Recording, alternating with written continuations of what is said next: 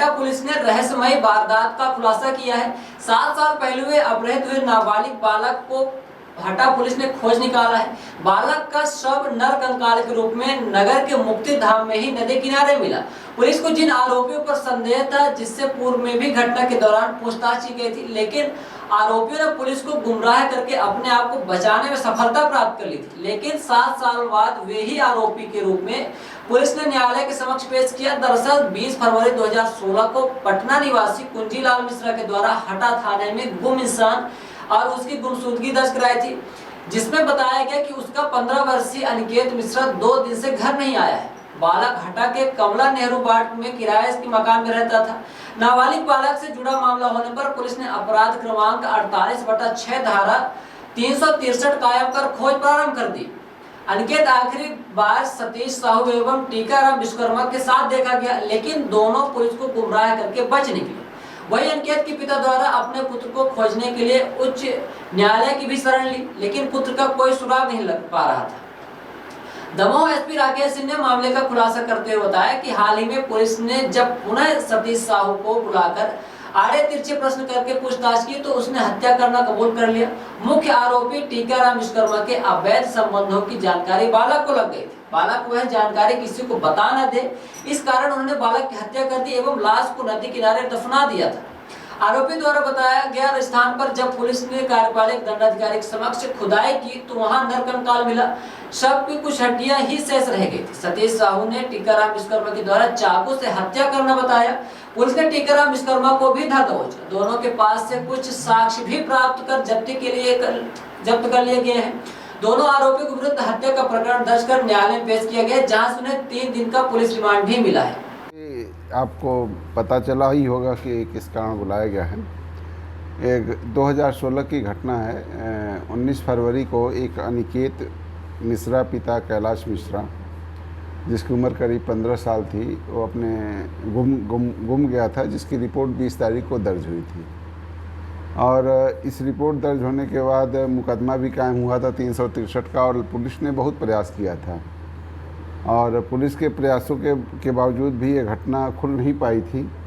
और कई बार होता है कि नहीं हो पाता है, लेकिन उस मामले में जो लोग राडार में थे, जो लोग पुलिस के राडार में थे और जो संदेही थे, प्राइम संदेही थे, वो लोग लगातार संदेही बने रहे। पुलिस ने लगातार इस मामले पे ध्यान दिया और निसंदेह उस मामले में जो पुलिस ने उस समय किया था वो वर्तमान में पुलिस के लिए गाइडलाइन का काम किया। और पुलिस ने अंततः इस मामले में जो प्राइम रूप से 2 संदेही थे, जिसमें सतीश साहू का नाम आता है और टीकाराम विश्वकर्मा का नाम आता है, इन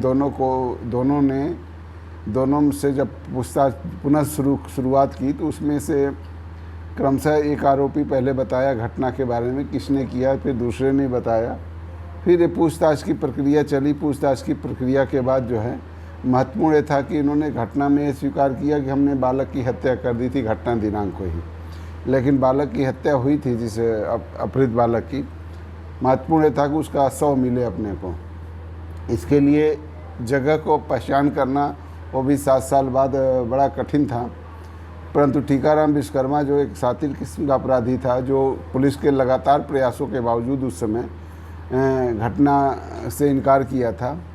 अंततः जब वो पुलिस ने जब क्रॉस कराया अपने तरीके से, जो पूछताछ की, उसमें जब वो टूटा, तो फिर जब उसने टूटने के बाद जब उसको ये कहा गया कि तू वो जगह बता कि तो जहाँ पे तूने बच्चे का डिस्पोजल किया था, तो वो एग्जैक्ट एक्यूरेट स्पॉट पे ले गया और जैसे जैसे बताया गया था वैसे वैसे एविडेंस वहाँ पर मिले।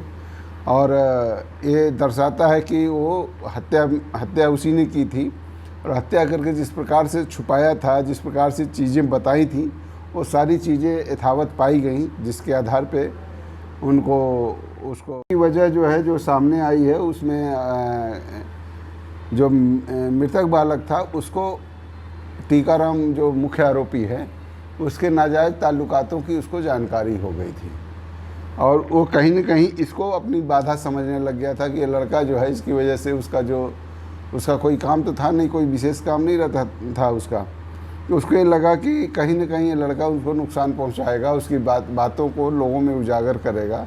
तो अपनी इस बात को उजागर होने से बचने के लिए उसने इस तरह की घटना घटित की। सर, इसमें और कोई भी आरोपी पकड़े जाएंगे जिन्होंने इस घटना को इतने सालों तक छुपा के रखा, चाहे वो टीकाराम के परिवारजन हो? विवेचना का विषय है, किसी को छोड़ेंगे नहीं।